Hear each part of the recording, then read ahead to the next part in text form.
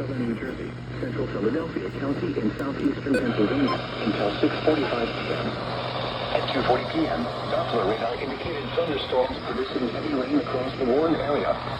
Between 0.5 and 1 inch of rain has fallen. Additional rainfall amounts of 0.5 to 1.5 inches are possible in the warned area. Flash flooding is ongoing or expected to begin shortly. Hazard: flash flooding caused by thunderstorms.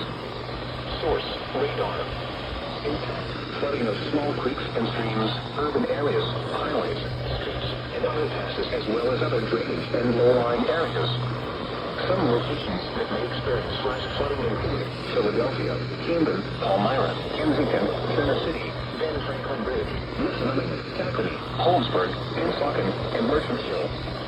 This includes the following highways: Interstate 95 in Pennsylvania between mile markers 20 and 30.